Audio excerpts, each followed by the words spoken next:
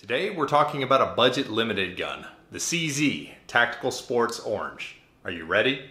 Stand by.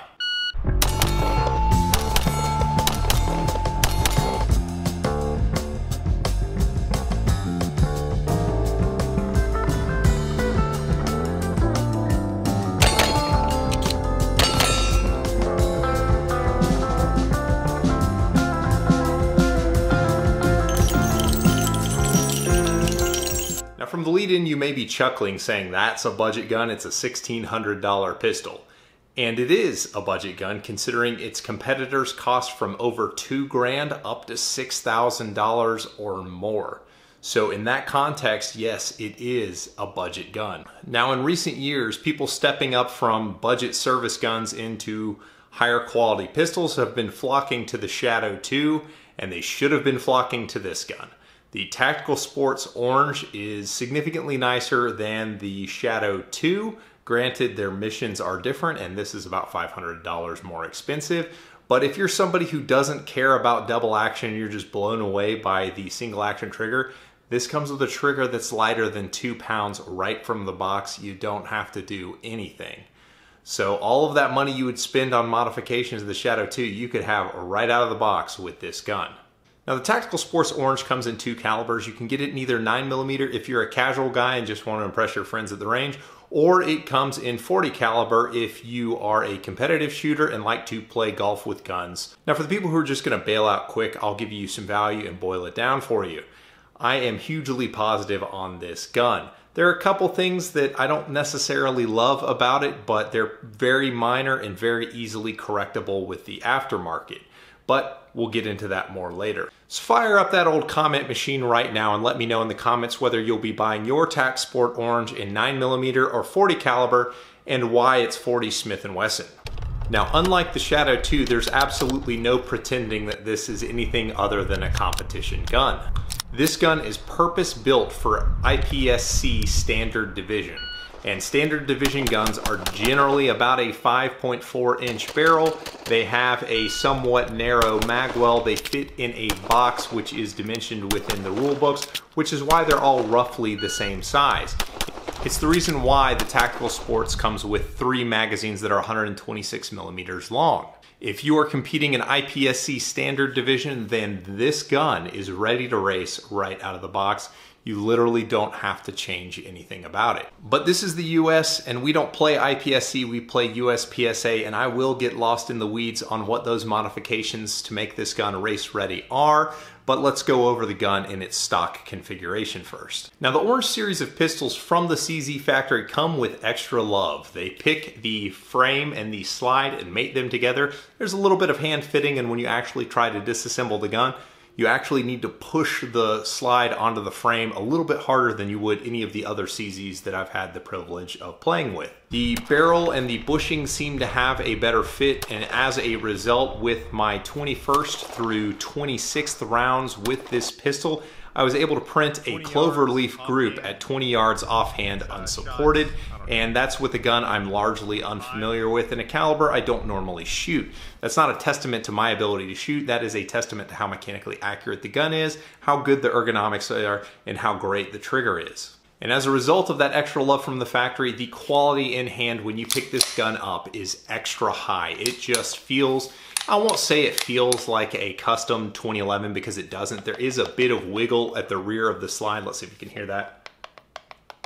So it does have a little bit of wiggle. It's not quite like a Dan Wesson quality 1911 fit, but it is better than, say, the Shadow 2 slide to frame fit, and the accuracy as a result is a little bit better. And to that point, when you see the case that these guns come in, you can't help but feeling that there's something in the box that is special, and the TSO certainly is. Now, like all CZ pistols, the form factor of the gun is brilliant. It's very well fitted to human hands, and it's better than the traditional 75 models because it's a little bit wider to accommodate the wider body magazines.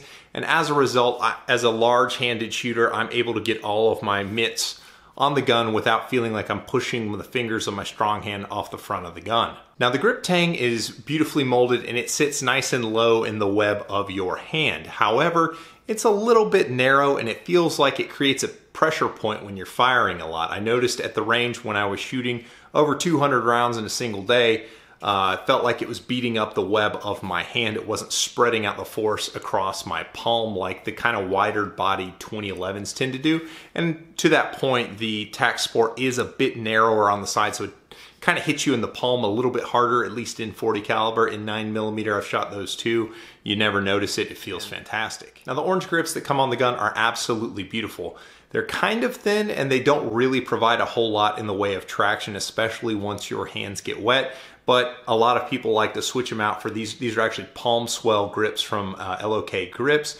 And it makes a great feeling gun feel even better. And the checkering on these is fantastic. Now the trigger reach, because it's a single action gun, is very, very short. Very small-handed shooters are going to have an easy time getting on that trigger. As you can see, I can sink a whole lot of finger into the guard there and get it all the way to the first joint. Now, whether you've got short fingers or short palms or whatever your condition happens to be, you're going to be able to find a home on this gun and have good control over the trigger. Now the trigger itself is a metal trigger that has a pre-travel adjustment, so you can tune it a little bit, but you are sort of constrained with how the trigger wants to sit when it is locked in single action. One of the biggest misses on this gun, if you can even call it a miss, is that the forward cocking serrations are kind of mid-cocking serrations given how long the barrel is. So if you grab right in front of the injection port, you'll get a hold of them, but they really probably should have been another inch or so forward on the slide, about right there. They would have been more usable. They're perfectly serviceable for what and where they are, but CZs are known for having short slides with their slide in frame designs, and I think it would have been welcome to have these kind of ride further down the slide. Now the frame itself actually comes tapped with a thumb rest, and for those of you who do not shoot competition, this may be new to you, although it's starting to become popular on production guns. The thumb rest is for the opposable grip. For most people, it's far enough forward where it's just going to be an index point to let you know that you've found your grip with your support hand. Some people like to try and apply pressure through the thumb rest to help try and tame recoil. However, this is kind of short. The paddle itself is kind of short, and it's sort of far forward where most people are probably going to want an aftermarket thumb rest that brings the paddle back further so they can really get their thumb all on it. And I mean, I've got large hands and I'm barely on that thumb rest. Like, I'm not pushing hard through the thumb rest. Like, I can make contact with it, but I can't devote a lot of force to it without a weird kind of effort. And one of the big differentiators between the Tac Sport Orange and the bare bones Tac Sport is the checkering on the front and the back strap of the gun, which is great. It locks into your fingers and the heel of your palm, so the gun is planted and it doesn't go anywhere. Another one of my favorite features of the Tac Sport is the magazine release. It is a big gun, but it's very easy to get on that paddle, and you can adjust this little guy to make it sit in one of 3 positions. So it's very easy to find and it spits mags out beautifully. And the trigger, as we discussed earlier, is amazing. Now, I put this on my trigger pull scale and it was pulling at just under 2 pounds. From the factory, it's about 2 pounds.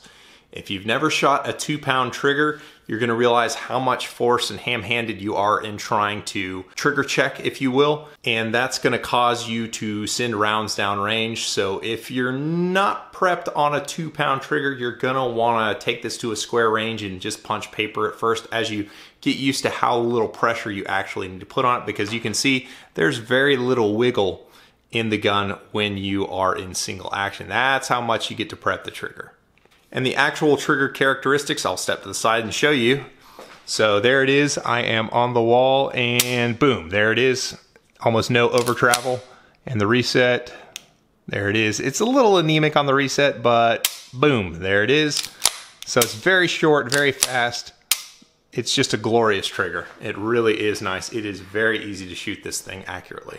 The next thing near and dear to my heart is sights, and the sights that come on this pistol are exceptional.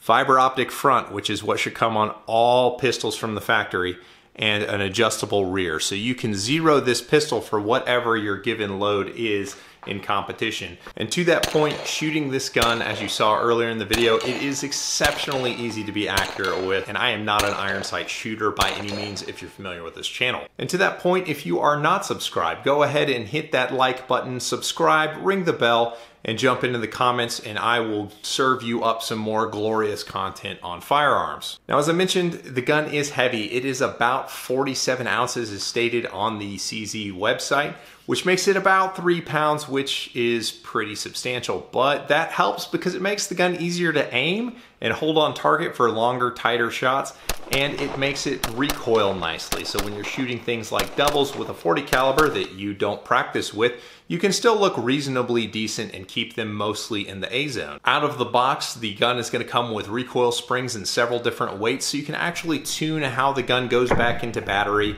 and get it to work with your given competition load. It also comes with buffers, which I'm told by all Tac Sport Orange shooters are terrible and just take them out and don't use them. And because it has a magwell, the gun does reload relatively easily, but this is a great pivot point to talk about how we're in the United States and shoot USPSA, not IPSC, and the issues that you're going to face. The magwell is a tiny magwell, because in the US we like gigantic flower pot style magwells, so you could change this magwell out. CZ Custom has a bunch of go fast parts for the Tac Sport Orange. I don't know that I would bite on a magwell, but it's just one of the options that you would want to consider. Probably the most important thing about the gun is not the gun itself, but the magazines. The magazines they ship with the gun are 126 millimeters, and in USPSA competition, we need to have 141 millimeter magazines. The difference there in capacity in a 40 caliber is about a 17+1, although you really have to jam it in to get the magazine to lock in with that 17th round in there. But with the 140 millimeter magazines, you're going to get 20+1, and it's 20 rounds reloadable. Base pads to make this USPSA ready with the spring and follower kit are gonna set you back about 60 bucks. And the magazine body itself is going to be about 48 bucks. So for competition, a completed magazine is going to be about $110, which is not cheap. It's cheaper than an MBX mag you'd be using for your 2011, but it is by no means inexpensive. And revisiting the magwell, the frame and the magwell are not blended. Now my buddy, as you can kind of see there, tried to blend it himself and then use a Sharpie to make them kind of go away. Didn't work out all that great, but it works well enough when you actually try to perform reload drills. But the metal on metal, it's just not cavernous. Like the magazines kind of stick when you try and seat them. Now out of the box, I wasn't just ripping reloads. I actually had to dry fire them a bit. The magwell doesn't make all your sins go away like you would think. You do kind of have to hit the hole and not necessarily just the magwell due to the friction of trying to push this in, because the mag catch, as soon as you get to about right there, really presses in on the mag body. Like you see, it's not falling out, it's not dropping free. And you do have to kind of jam it in to get it to lock in. But not that big a deal, really. The safety it ships with is a little ledge safety, similar to what's on the Shadow 2s, the extended safety.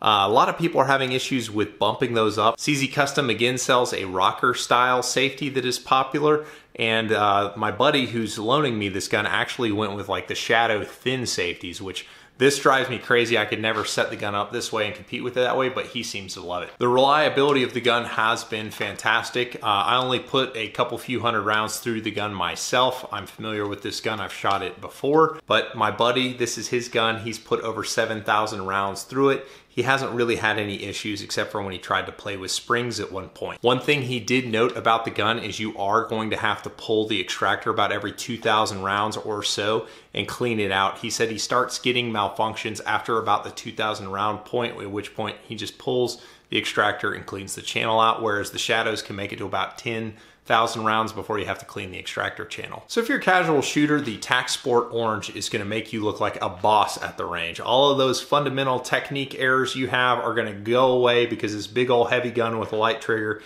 is going to make you shoot itty bitty groups. And if you're a competition shooter, this is still a pretty strong value if you consider what your options are at this price point, that you're getting pretty high up on the diminishing returns curve with a gun like this, because the quality is pretty good. I'd still probably prefer a 2011 over this, but I doubt you're going to be outgunned. You're not going to miss too much by competing with this gun. So for all you casual guys who like to flex on Facebook and Instagram, this is the gun you should be doing it with, not the Shadow 2, because this gun is absolutely brilliant and more fun to shoot than a Shadow 2. Thanks for watching. I appreciate you guys, and I will catch you on the next one. Take care, guys.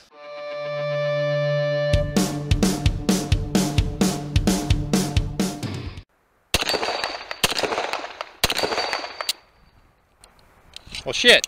So all you casual guys who love to flex on Facebook and Instagram with your fancy blasters you don't compete with, I can't say that.